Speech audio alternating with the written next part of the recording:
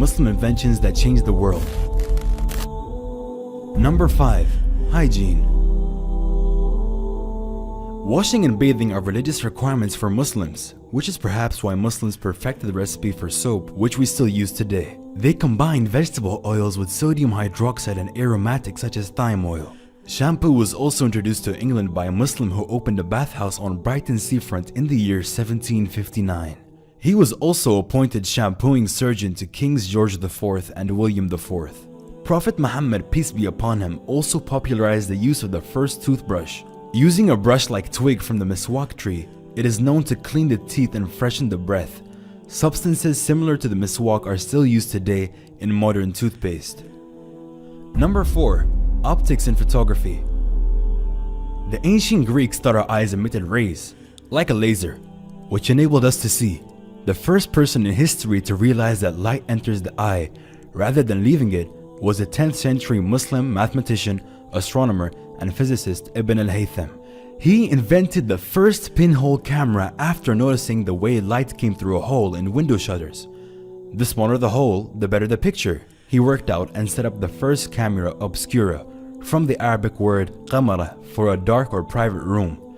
The Muslim scholar Abu al-Hasan, known as al-Hazin from Basra, was also the first person to describe how the eye works in detail. He carried out experiments with reflective materials and proved that the eye does not sense the environment with sight rays, as scientists had believed up until then. He also discovered that curved glass surfaces can be used for magnification. His glass reading stones were the first magnifying glasses ever made. It was from these that the glasses were later developed. Number 3.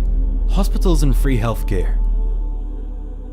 The first modern hospital with nurses and a training center was in Cairo, in the Ahmed ibn Tulun Hospital, which was established in the year 872. The hospital provided free care for anyone who needed it, a policy based on the Muslim tradition of caring for the sick. Although slightly more basic hospitals had existed prior to this in Baghdad, it was a Tulun hospital which would later serve as a template for all hospitals around the globe. Soon after the creation of hospitals, around the year 1000, a Muslim doctor known as al-Zahrawi published a 1,500-page illustrated encyclopedia of surgery that was used in Europe as a medical reference for the next 500 years. Number 2. Education. In the year 859, a young princess named Fatima al-Firhi founded the first degree-granting university in Fez, Morocco. Her sister Maryam founded an adjacent mosque, and together the complex became the Al-Qarawiyyin Mosque and University. Still operating almost 1,200 years later, the center is a reminder to people that learning is at the core of the Islamic tradition. Number 1. Algebra. While many people may not particularly appreciate the importance of algebra, it is one of the most important contributions of the Muslim Golden Age to the modern world.